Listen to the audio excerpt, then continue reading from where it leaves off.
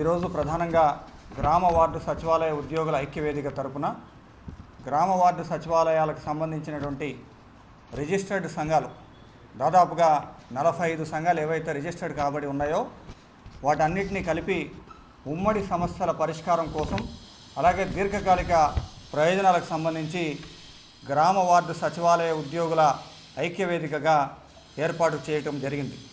అందులో భాగంగా ఈరోజు నిర్వహించినటువంటి మొట్టమొదటి సమావేశంలో ప్రభుత్వం దృష్టికి అలాగే గ్రామ వార్డు సచివాలయాల శాఖ దృష్టికి కొన్ని అంశాలను దీర్ఘకాలికంగా అపరిష్కృతంగా ఉన్నటువంటి సమస్యల విషయాన్ని మీడియా ముఖంగా ప్రభుత్వం దృష్టికి తీసుకొని రావాలని చెప్పి ఐక్యవేదిక నిర్ణయించడం మీదట ప్రెస్ మీట్ ఏర్పాటు చేయడం జరిగింది. ఇందులో భాగంగా మొదటిగా 2 అక్టోబర్ 2019లో మొట్టమొదటిసారి జరిగినటువంటి రిక్రూట్మెంట్ గ్రామ వార్డు సచివాలయాల్లో ఎవరైతే ఆ రోజున విధుల్లో చేరారో వారు రాబోయే అక్టోబర్ 1, 2025 నాటికి 6 సంవత్సరాల సర్వీస్ పూర్తి చేసుకోబోతూ ఉన్నారు.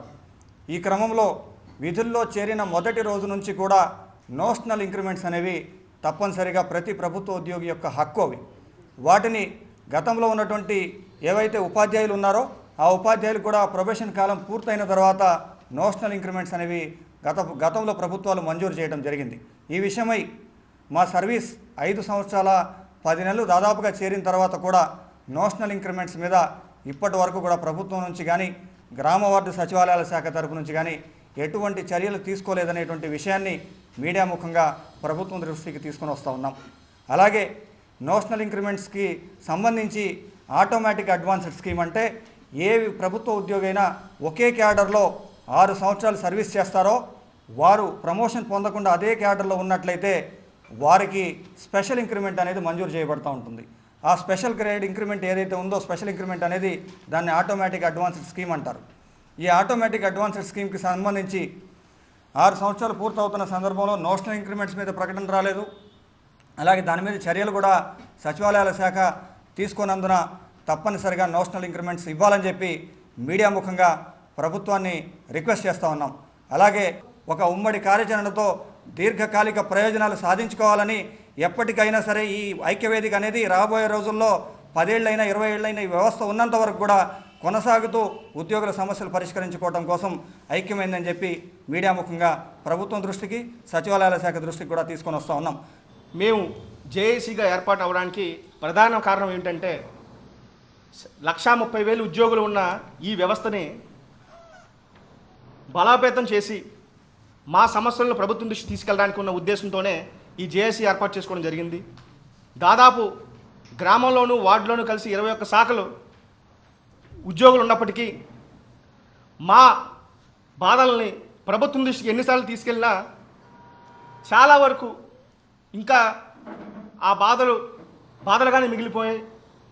ఎందుకు మా సమస్యల్ని ప్రభుత్వం పట్టించుకోవట్లేదు అంటే మేమందరం విడివిడిగా పోరాడి ప్రభుత్వం దృష్టి తీసుకెళ్తుంటే మా బాధ అర్థం కావట్లేదనేమో ముఖ్య ఉద్దేశంతో మా సంఘాలన్నీ కలిసికట్టుగా ఒక జేఏసీగా ఏర్పరచుకొని మేమందరం 1,30,000 ఉద్యోగులందరూ ఒకే దాటి మీద ఉన్నాం. మాకు ఏ సమస్య వచ్చినా ప్రభుత్వం దృష్టి తీసుకెళ్ళి ప్రభుత్వంతో చర్చించి మాట్లాడుకొని మా సమస్యలు సాల్వ్ చేసుకోవడానికి మేమందరం ఒకటే అనే ఉద్దేశంతో మాత్రమే ఈ జేఏసీ ఏర్పాటు చేసిన తప్ప మరో ముఖ్య ఉద్దేశం ఏమీ లేదు. కాకపోతే సర్వేల పేరుతో కొంతమంది అధికారులు మా ఎంప్లాయీస్ని అనేక ఇబ్బందులు గురి చేస్తున్నారు.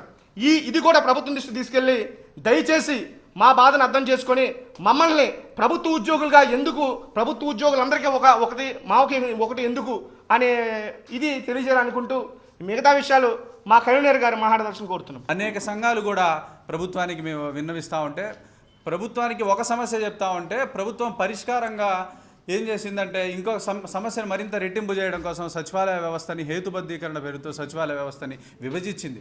కేటగిరీలో కేటగిరీ ఏగా, కేటగిరీ బిగా, కేటగిరీ సిగా విభజించి ఈ ఉద్యోగుల్ని ఏం చేస్తారు, ఈ మిగిలిన సిబ్బందిని ఏం చేయాలనేటువంటిది కనీసం కూడా ఈ ప్రభుత్వం నిర్ణయించుకోకుండా ఉద్యోగుల అభిప్రాయాలను ఉద్యోగ సంఘాల అభిప్రాయాలను కూడా పరిగణలోకి తీసుకోకుండా రాష్ట్ర ప్రభుత్వం హేతుబద్ధీకరణ విషయంలో ముందుకు వెళ్ళింది.